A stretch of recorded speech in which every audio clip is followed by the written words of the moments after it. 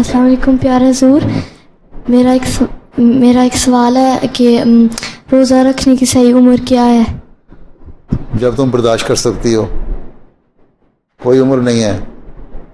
सवाल यह है कि तुम स्टूडेंट हो और तुम्हारा बढ़ने की उम्र है, लोग ही ज़बरदस्ती पर आदत डालनी हो तो रोज़ा रख लेना चाहिए, छोटे रोज़े हों तो।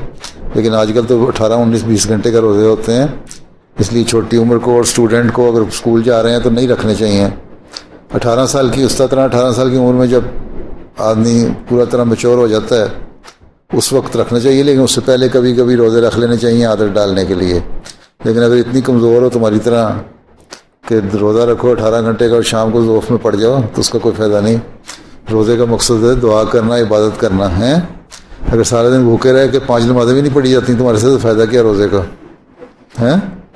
फिर कुरान भी पढ़ना चाहिए, नमाज़ें भी अच्छी तरह पढ़नी चाहिए, सुबह तहज्जुद भी उठ के पढ़नी चाहिए। अगर ये सारे काम कर सकती है तो ठीक है, नहीं तो फिर 17-18 साल की उम्र में जब थोड़ा बालग हो जाता है, उस वक्त बड़े हो जाते हैं, उस वक्त रखो। ठीक। बाकी आदत डालने के लिए पहले भी 10, 11, 12 साल की उम्र में बच्चे रख लेते हैं रोज़े।